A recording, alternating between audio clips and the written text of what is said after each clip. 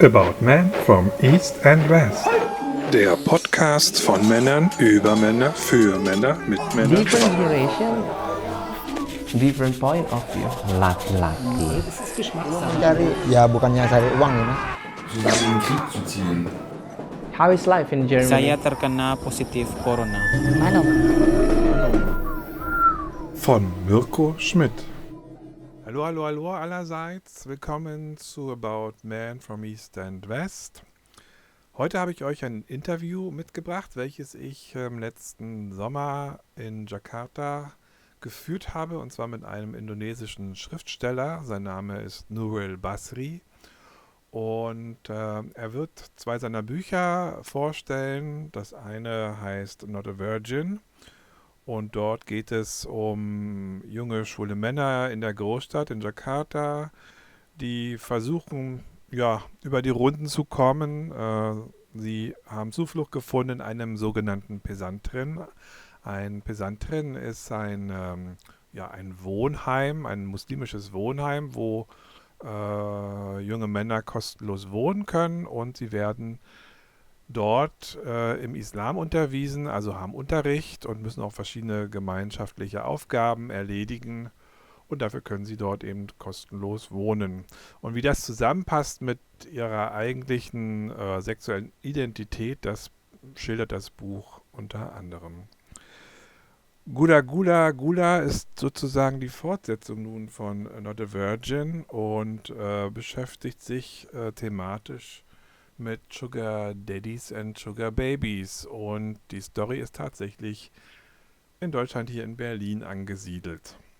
Auch über Sugardaddys und Sugarbabys habe ich mit Nuril gesprochen und im weiteren Verlauf des Interviews auch über seine Ansichten zum Leben von LGBTIQ-People in Indonesien wie das auch so juristisch aussieht oder aussah. Das sind so die einzelnen Themen. Ich wünsche euch viel Spaß mit dem Interview. Nuril, thanks for coming. It's my pleasure. It's really nice meeting you. Thank you. Hello everyone. My name is Nuril Basri. I live in a village in Tangerang. It's in Indonesia, and I'm a writer of several novels. One of my latest novel was called Not a Virgin. It is about young students who stay in Islamic institution, but they have to work in a gay bar. Usually, what are your main topics to write about? I think I've written maybe 8 novels so far, and from one novel to another, it has always been very different topic. But that because writing for me is something that is quite mysterious, so from one work to another has always been different motivation why I wanted to write about that. But for example, one of my novels just very realistic, and I'm talking about the Not a Virgin, but the other one is quite in the border of fantasy and science fiction. But I think the red line in my works are the tragic comedy side of life in general, so something tragic, but it's also funny at the same time. Really? Yeah, that sounds make sense. But because I'm a queer myself, so a lot of the theme in my novels always trying to be as inclusive as possible. So I want to include all the characters, especially from the queer spectrums, LGBT community. And sometimes they don't have any space in Indonesian literature. That's why I think it's just become natural for me to include them in my works. I've been writing for I think maybe more than 10 years. And so far I've been working with maybe more than 4 publishing companies, and some are in Indonesia, some in UK, and my newest novel is going to be published first in French, and I have like maybe 5 books translated into Malaysia. So I have very good publishers in Malaysia. And all of them, I think, happens because of my luck.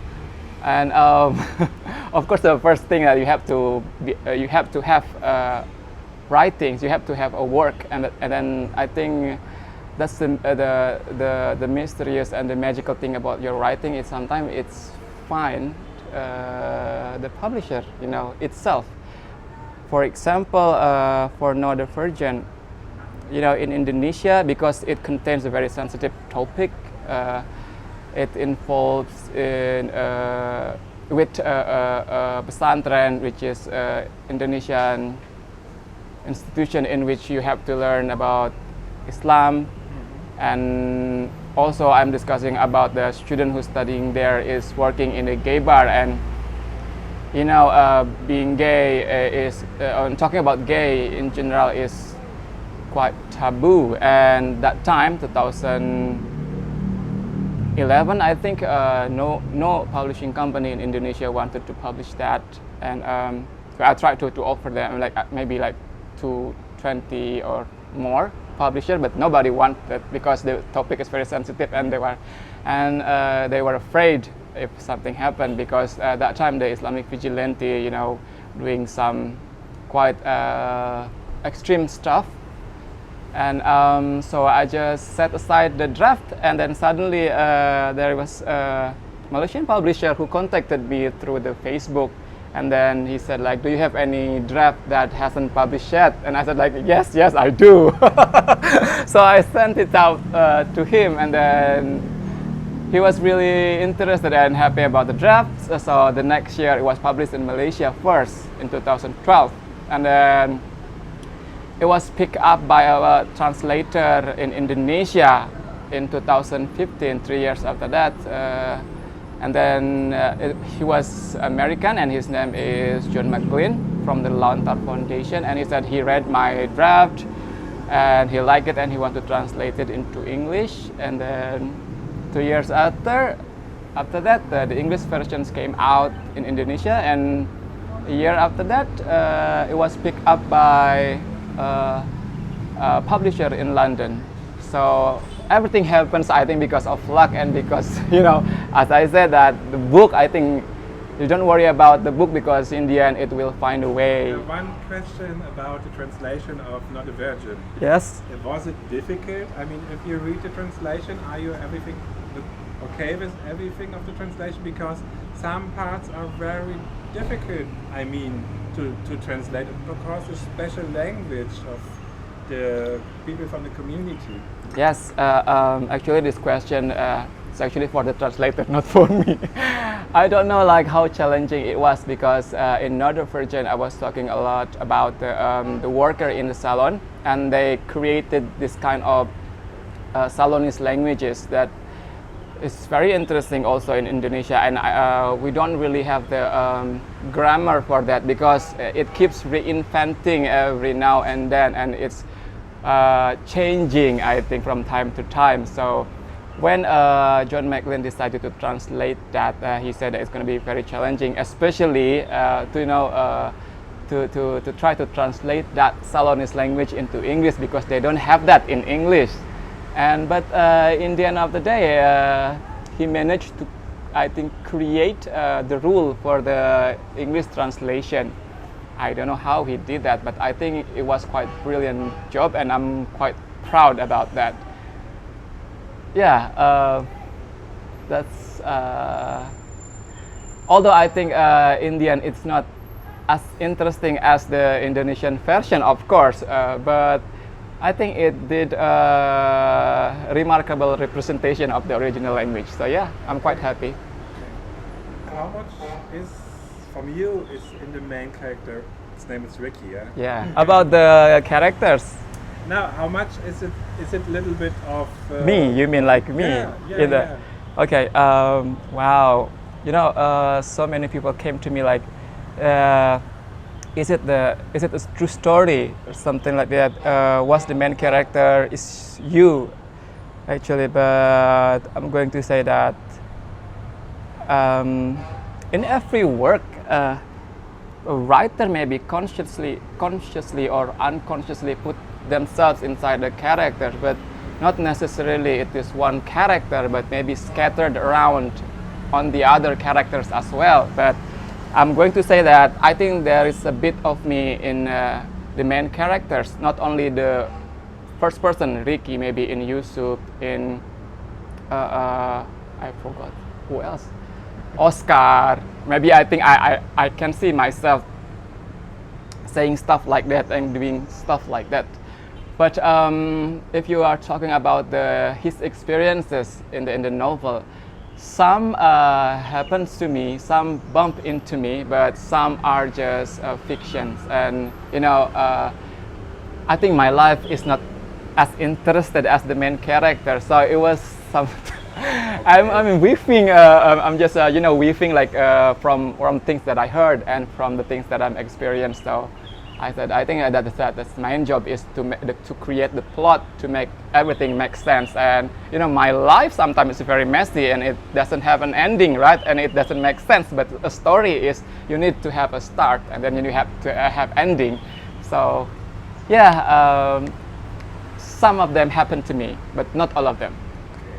But do you have experiences to live in a pesantren? For that, yes, I've lived in pesantren since when I was 13 years old. Actually, it was a decision that I take because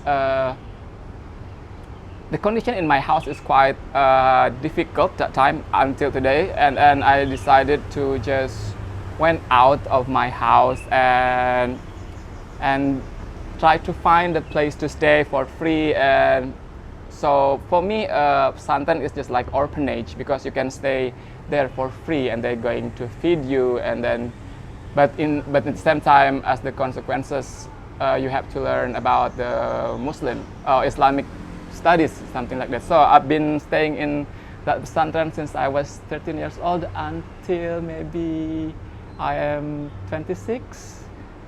Yeah, but it's different places. Okay, it's different places. So when I was in junior high school, I stayed at that place, and then I moved to another place because I want to go to senior high school, and I stay in different kind of pesantren. So yeah. I mean, like I know pesantrens quite well. So Let us make a big step. What step? To go to Berlin. Your time in Berlin. Yeah. Oh my God. Tell me a little bit about your time there. Well, I have like I really like Berlin. I think Berlin agrees with me in so many ways. It's funny also. I mean, like a lot of things that happened to me, it was because I was lucky. So in 2017, I got the grant to do a writing residency from the National Book Committee of Indonesia. But I picked London because I have a book that is going to be published in London that time. It was not a virgin, so I went there. And then when I was there this Frankfurt Book Fair happening, and then they said if you want to come and then you're going to be a speaker. So I went to Frankfurt Book Fair. And while in Frankfurt Book Fair, after it's finished, well, I'm in Europe. I think I want to visit some other places. And I remember I met this guy in Penang, and then he said that he was from Berlin. And then so I put something on Facebook, and then when I was in Frankfurt, and then he said like, wow, you are in Frankfurt, come to Berlin. So like, see, that happens like that.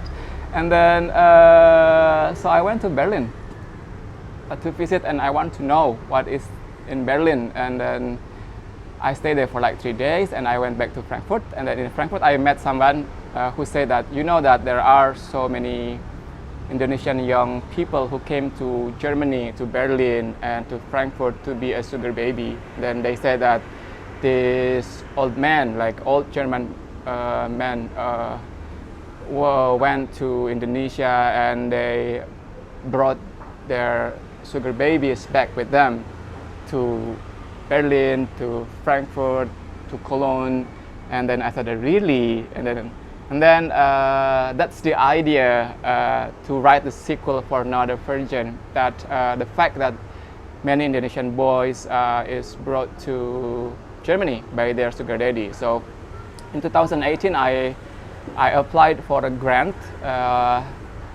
that was from Bosch Stiftung, Robert Bosch Stiftung with Literary Colloquium Berlin.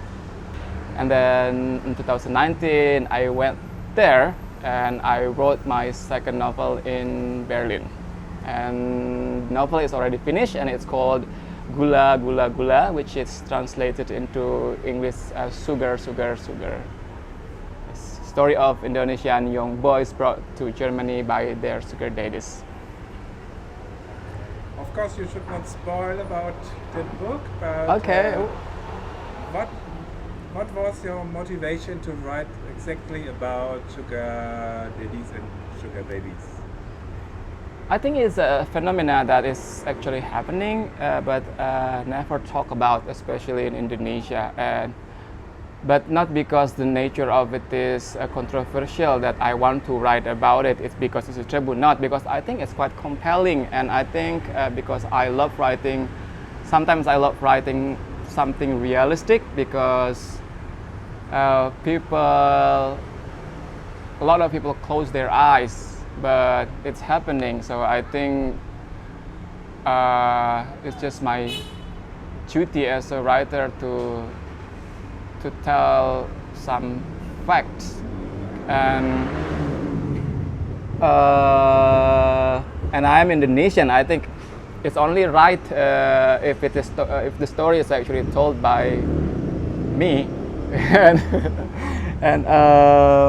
so yeah, and one of the characters actually is his name is Yusuf, and he was the character from Another Virgin. So it only makes sense that the story is continued from the first book to the second book with the same characters, I think. And the question why do I want to write about a particular object? I don't know. Well, it's very hard actually. Let me think.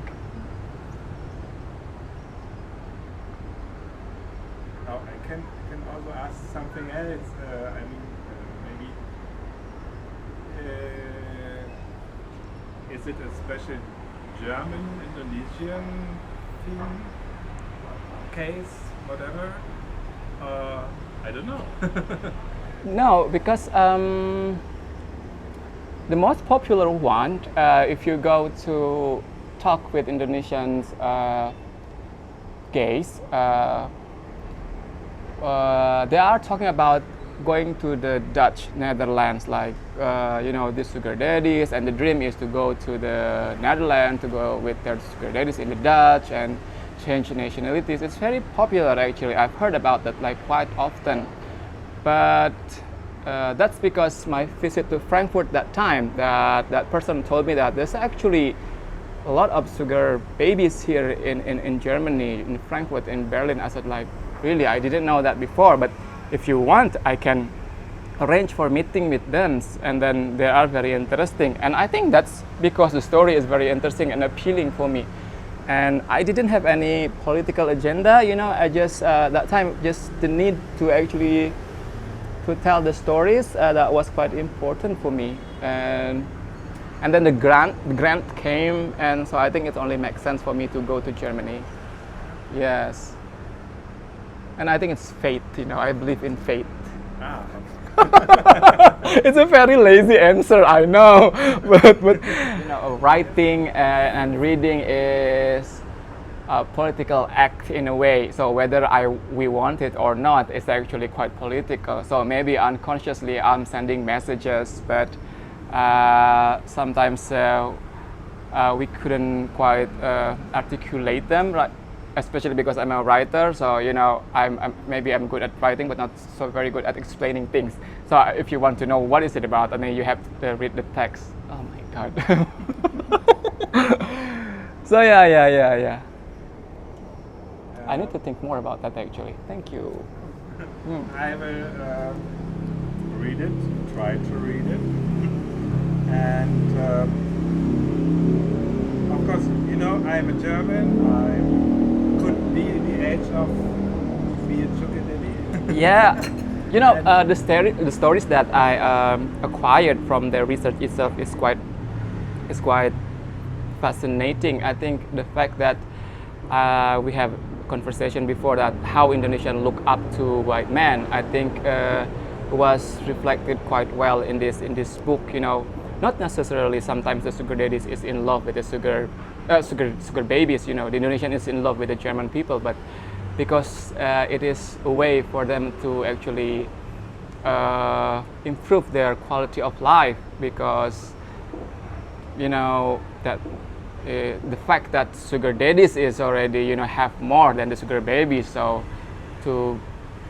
I think it's a phenomena that can be discussed from the book. And but funny thing is sometimes the sugar daddies are not as expected. You know, Indonesian has these characters because I'm writing about the especially working class queer in Indonesia, so they have the conviction that all white men is actually quite rich.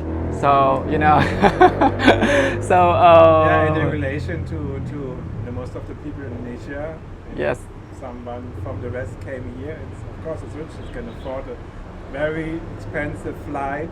Yes, that's also what the characters actually say that. If they can come to Indonesia, I think they're quite rich. And one of the characters said, but maybe the value of the money is different. You know, for us it's expensive, for them it's just so. So yeah, that's the way. I really want to emphasize that also in the book. You know, how Indonesian, how working class queer feel themselves toward their relationship with their sugar daddies. I thought you got plans to return to Europe. Is that true? Yes. Actually, I just received what do you call it? A residency, a writer's residency from a city in Sweden. So they offered me to stay at an art hub for a month to write my new novel, and also to work closely with the local libraries. So I'm going to go there to Sweden in October, and maybe only for a month, and then after that maybe I will visit Germany for the Frankfurt Book Fair for 3 days, and then I go back to Indonesia, and then I finish writing my novel in Indonesia. And yeah, but I don't really have any, you know, future like plan. So I don't think that I'm going to live quite long actually. So I'm quite happy that I managed to reach this age right now. But I'm not very ambitious maybe, but I'm quite passionate in writing. So my next plan is just to finish my novel, and we'll see what I'm going to do next after that. And so yeah, hopefully, my next my next destination should be Germany, because I love Germany. So yeah, I think long before I was about to be translated into French, I said like, oh, I really want to be translated into Germany, and I really don't know why. Yeah. So yeah, I think hopefully the luck bring me there again. I mean, when I went to Germany, I stayed there only for a month, and it was hard for me to blend into the community, because the time, of course, you need time to, and the culture right now, I think everywhere is the same. Friendship is quite rare, but if you use the application like Grindr or Tinder or check you mention it, I think everyone is just looking for a hookup. So so I think the culture is pretty much the same here in Indonesia or in Germany or in London. But funny thing is that I met someone in Germany who in the end of the day he became my friend, but it's quite, but I didn't find a community. I mean, like he was my friend. I mean, I'm not sure he was. And he took me to several places like gay bars or stuff like that, and was very open. But I didn't manage to actually, enter the community in such depth. Just as I mentioned, just like strangers looking in somebody else's life. So it's like voyeuristic for me, because I was that time also writing and for research. So I was like just looking and what do you say, mengamati.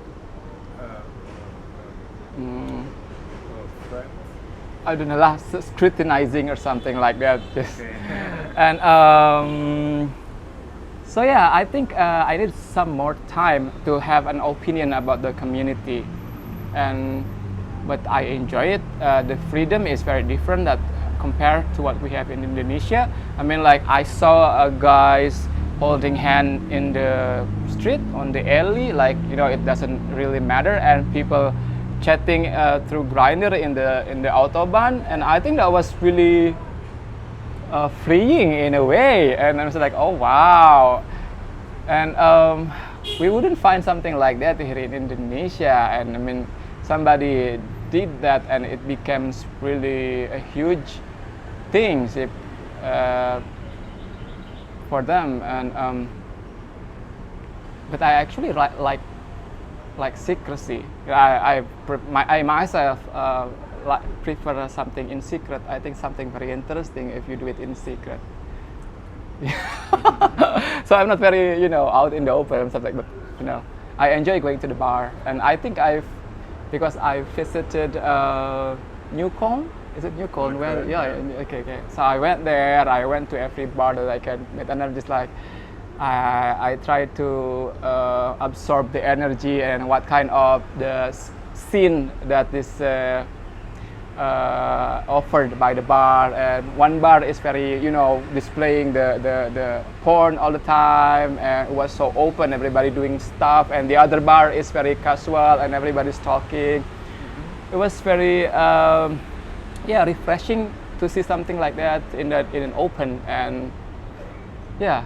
So it's very different. And in London, I think I have a date in London. I've never had a date, anywhere. So it was the first time. Yeah. Okay. And it was not from application, so it was quite special. I don't know. I think, was it because I'm not attractive enough? Nobody hit me on the Grindr. So it was fun, but I think maybe I was not meant for the application. I met this guy in a public space, and then we go on a date. It was very special, and I've never experienced something like that here in Indonesia. So yeah, because what's interesting is that because the internet changed the dating scene forever. We don't really have internet before, and Grindr is really helping for us to get connected right now. But back then it was really brutal. I think we have, I believe in Jakarta, they have like this special field where in the night time people will go there and just cruise and meet people. I think back in my city also we have something like that, and it was very fun and interesting, but I only go there for maybe several times just to check out. But in Jakarta we do have several gay bars, but we didn't actually, I think as far as I know, didn't actually declare themselves as a gay bar. So it's just like, public secret, can I say that? So people who came there was actually gay. I think if you read the Not a Virgin, you will find it. And it was a very interesting time because it was in secrecy. And then I've been also to High Class One that is located in Jakarta.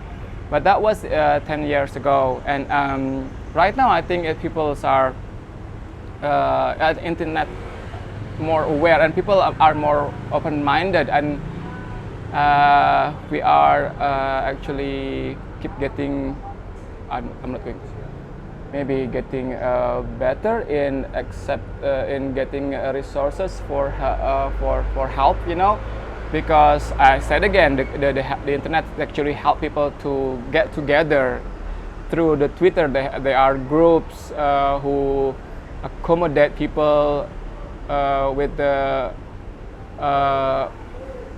health problem, especially with the sexual transmitted disease. Yes, and then I think they have the groups in which really help them because they don't feel alone. So they have like free center for testing, and they also, as far as I know, they have like assistance if they are just contracted for the first time and needed help. They can find help, and somebody will assist them to know how to go through the test and giving emotional support, something like that. I didn't think that we find something like that before, but now it's quite common, and so many groups that I saw in Facebook and in Instagram that facilitate not only the things that connecting with the health, but also just general things like learning English together, but it's only for the community. I think it's a good thing, and it happens several times. And I believe there are some other communities like book reading, but because I'm not part of any of these communities, so I think my observation came only through the things that I bump into in the internet. We are now in the middle of the legislative period now. Oh my God! Yes. And before the last elections, there was some parties from the parliament want to make a big reformation of the punishment law, and it never happened for now. Is that right? It hasn't happened now. It has not happened now. Yes. And what do you think? Will that part of the conservative parties try that again? Yeah, they want to actually. Want to that only you can have a sexual relationship with wife and husband, and not even living together as man or wife, if not married, and something like that. So, and of course not relationships between men or between women. I think they want to criminalize the homosexuality, but it hasn't happened yet. I'm not sure it will happen. I hope it forever will not happen. I mean, if it happens, it means that we are going way backward. And what I said, like, person like that who is actually homophobic is not only exists in a third world country, but I think it's everywhere. So it makes it equal. But I hope it will never happen. Mm-hmm. And do you feel represent in one of your parties here? No, I don't care about the politics. I think. Okay. So I don't know like who. But the politicians makes the law, so.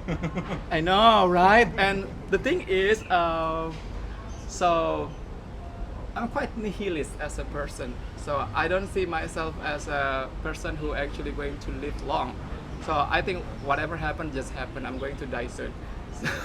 And I see myself as a writer because as a conduit, it's like the story came and I write them. And I never actually declare myself anywhere publicly that I'm actually a queer writer. So I do write gay stories and stories with LGBTQ characters in it, because that's just something that's natural for me. But I also wrote stories that's actually about friendship or family and heterosexual relationship, and I would like to stay in that area because it would make me feel that I'm versatile enough with my craft and not only focus on writing about the LGBTQ round theme. Well, actually, my role as a writer is quite big, maybe to change something because I have a voice. But till today, I haven't find myself in that kind of situation. I need to have strong opinion about something. I'm always in the middle of, okay, so if something happens, I'm just going to watch it and then I'm going to see what is going to happen next. That's because I think I'm naturally a nihilist. So, what's the point of this life anyway? I'm going to die. Sorry, I'm not really know about the definition of nihilist. Yeah? Nihilistic or nihilism? I don't know. Maybe it's like feeling that maybe there's no point in life and in general, and maybe and sometimes maybe it's because too much pain for me in general. So I find it hard to feel quite sensitive about something. I mean, like, yes, sometimes I try to relate to somebody or to some certain case, to some certain things, but by the end of the day, what's the difference for me? Like, what? I don't know. It really doesn't matter for me. Makasih. Oh yeah, okay. Interviewnya. Terlalu panjang ya? Yeah. It's too long. And I hope all the best for your new books, for your forthcoming books, of course. Thank you so much. And for the translation of Guda Guda, of course. Guda Hopefully, Guda. yeah. Hopefully it will happen soon. Yeah. Okay, Nuril. Thank you so much, Mirko. I really enjoyed it. Thank you. Bye bye. Bye.